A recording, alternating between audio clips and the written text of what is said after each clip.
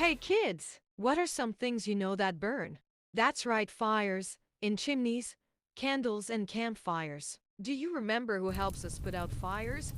What can put out fire? That's correct. Firemen put out fire. With what? Water. That's right. And today we will tell you a story about a fire. Elijah was a prophet. A prophet is someone who gives special messages from God. Elijah was a prophet of God. He gave special messages from God to all of the people. King Ahab and Queen Jezebel did not like the messages that Elijah gave them.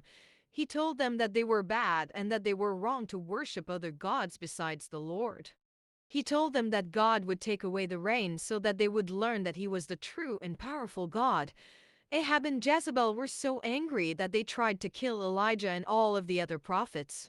The Lord hid Elijah and kept him safe. Now, after 3 years of no rain, the Lord decided it was time for Elijah to talk to the king again. He told Elijah to find King Ahab and give him a message. Even though he was warned that the king would try to kill him, Elijah knew that he must obey the Lord. God had taken care of him before. God would take care of him now.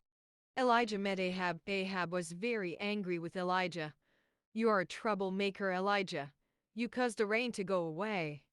It is your fault that we have had a drought." "No, King Ahab," said Elijah. "You caused the drought. It was because you stopped worshiping the Lord. The Lord knows that you and your wife, Jezebel, worship false gods. You make idols and bow down before them. You think that there are other gods named Baal and Asherah. You even believe the men who say that they are prophets of these false gods. But you are wrong. There is only one powerful God. He is the Lord God. He is the only real and powerful God. All of the others are just made up. Gather all of the people and all of the prophets of Baal and Asherah together at Mount Carmel. We will have a contest to see whose God is real." King Ahab did as Elijah said. People from all over Israel came to watch the contest. It didn't really seem like a fair contest. Elijah was the only prophet of God there. There were 450 prophets of the false god, Baal, and also 400 prophets of the false god, Asherah. Elijah spoke to all of the people. "Everyone needs to make a decision today. If Baal is real and powerful, then you need to worship him. If the Lord God is real and powerful, then you need to worship him." Elijah suggested that they should have a contest to prove who the real powerful God was. The prophets of Baal could build an altar and Elijah could build an altar. Each could place an animal sacrifice on their altar and then pray to their God to light a fire for the sacrifice. The God who could send a fire for the sacrifice was the true God. The prophets of Baal agreed to the contest. They made their altar and then they prayed and cried out to Baal. But nothing happened to the sacrifice on the altar. They cried even louder and harder. But still there was no answer. "Maybe Baal is asleep or maybe he is busy," said Elijah. Elijah knew that Baal would never cause fire to come down because Baal was not real.